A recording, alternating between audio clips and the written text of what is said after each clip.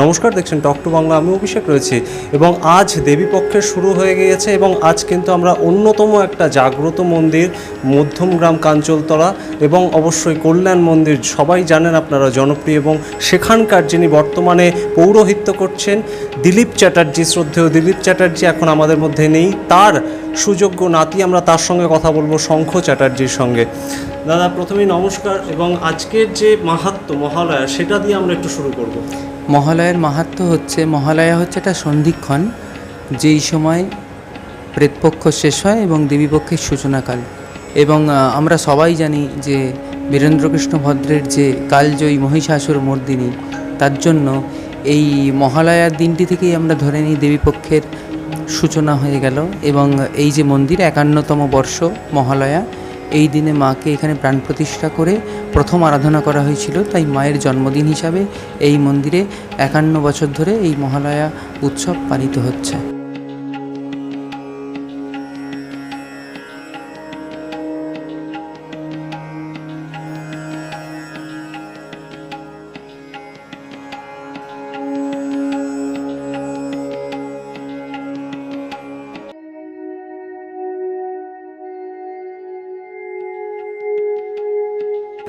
এবং এই মুহূর্তে তো আপনি এটার কর্ণধার, আপনি পৌরোহিত্য করছেন, আপনার দাদু শুরু করেছিল, সেই ইতিহাসটা যদি আপনারা দর্শকদের জন্য একটু বলেন।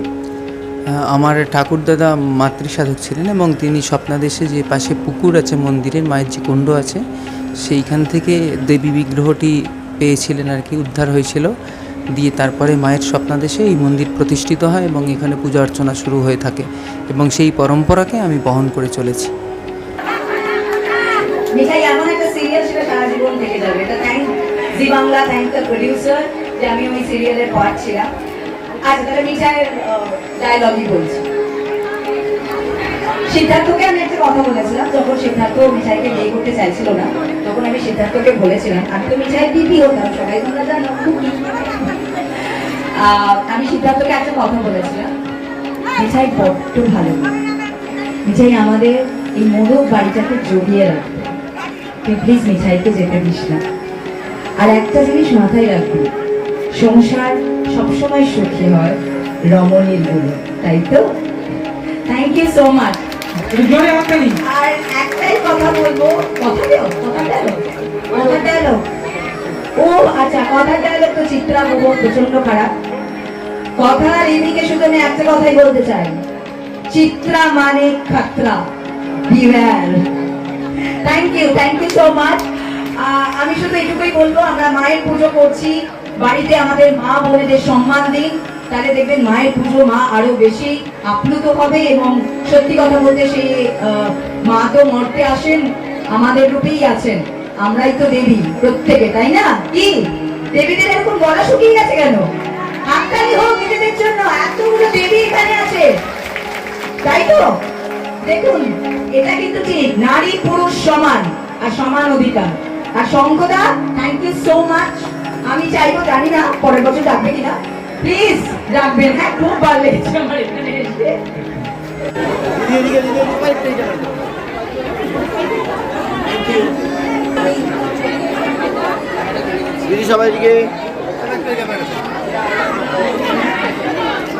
এবং প্রচুর ভক্ত সমাগম হচ্ছে। এটা কি প্রতি বছরই, না এবছর আমরা যেটা দেখছি নতুন করে কিছু, নাকি প্রত্যেক বছরের একই নিয়ম? প্রতি বছরই একই নিয়ম, মানুষের ঢল নামে এই দিনকে, এবং সবাই এই দিনকে মায়ের একটু দর্শন পেতে চায় এবং আমাদের একটু স্পর্শ পেতে চায়, মায়ের কাছে তাদের আকুতি মিনতি জানাতে চায় এবং তাদের মনস্কামনা যা পূর্ণ হয় মা কৃপাতে, এটাই তাদের বিশ্বাস। এবং দাদা, আরেকটা জায়গা, আপনি শুধুমাত্র এই মন্দিরের সাধক তা নয়, আপনার যে পরিচয় সেটা সমাজ সংস্কারক, এবং অবশ্যই এই মুহূর্তে আপনি সামাজিকভাবে বিভিন্ন কাজকর্ম করছেন আমরা জানি। সেটা নিয়ে আজকের দিনে দাঁড়িয়ে কি বলবেন?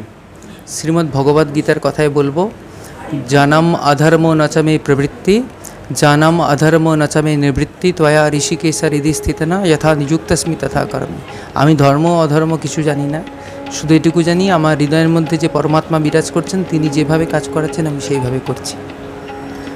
সুতরাং দাদার সাথে আমরা কথা বললাম এবং আজকের দিনটির মাহাত্ম্য অনেকেরই কিন্তু জানা ছিল না। সাধারণত আমরা তর্পণ করি মহালয়ার দিনে এবং কেন তর্পণ করি সেই সন্ধিক্ষণে দাঁড়িয়ে আমরা জানলাম।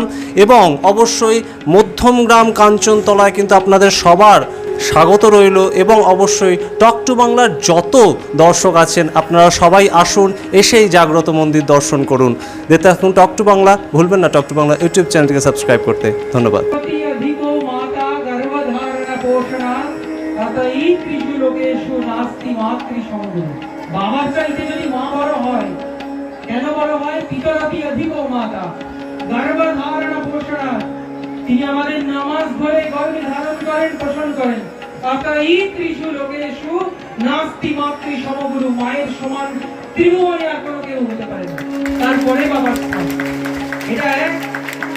এবং মহাদেব, যিনি পুরুষ সত্তার পরাকাষ্ঠা বলা হয় মহাদেবকে, দেবাদিদেব মহাদেব স্বয়ং পরব্রহ্ম পরমাত্মা, তিনি মহালিঙ্গের স্বতন্ত্রে বলছেন পার্বতীকে, অহঞ্চ জগদাধার মমাধার স্তমেবহি তৎসমা প্রকৃতির নাস্তি মৎসম নাস্তি পুরুষঃ।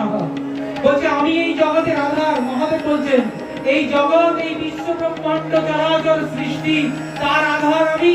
অর্থাৎ শিবের থেকে এই চরাচর ব্রহ্মাণ্ডের সৃষ্টি হয়েছে। কিন্তু হে দেবী, তুমি হচ্ছ আমার আধার।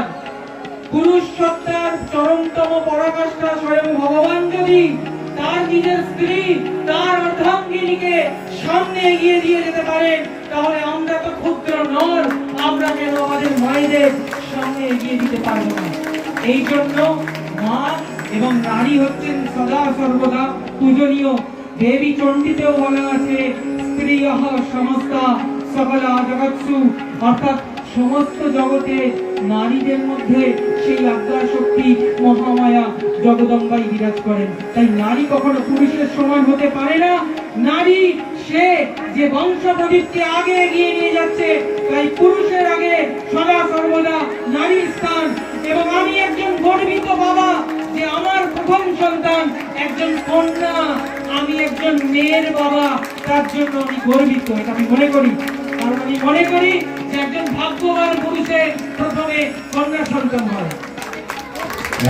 আর এখানে শঙ্খদার ডাকে, মানে আমাকে মৌসুমী যখন বললো যে শঙ্খদা তার মায়ের বাৎসরিক পুজোয় আমাকে যেতে বলেছেন, আমার মনে হলো যে ওইখানে আমার কান দিয়ে যখন এই কথাটা গেল, আমার মনে হলো আমার জীবনের অর্ধেক পাপস্খলন হয়ে গেল। আর এখানে এসে তো আর কিছু বলার নেই। শঙ্খদাকে দেখে এবং তার মায়ের মন্দির দেখে এবং সেইখানে আপনাদেরকে অপেক্ষা করতে দেখে আমার তো ভীষণ ভালো লাগছে। তো আমি যেটা বলতে চাই, আমি এর আগে আরেকটি সিরিয়াল করতাম স্টার জলসায়, আলতা ফড়িং, কে কে দেখতেন? সেইখানে একটি ডায়লগ আমার এই মুহূর্তে বলতে ইচ্ছে করছে। যখন আমি আলতা ফড়িং এর মাকে ভীষণভাবে চমকাতাম এবং একটা হসপিটালে সিকোয়েন্স ছিল যেখানে ওর মা অসুস্থ হয়ে শুয়ে আছে, বেডরিডেন, আমি সেখানে গিয়ে ওর মাকে বলছি যে তোমার আর তোমার মেয়ের জন্য আমার রাজনৈতিক ক্যারিয়ার যদি আমি ঠিক করে করতে না পারি, আমার বর, আমার পরিবার, আমার মেয়ে যদি ভালো না থাকে, তাহলে এই জীবনে তোমাকে আর ফড়িংকে কতবার নরক দেখাবো তুমি ভাবতেও পারছো।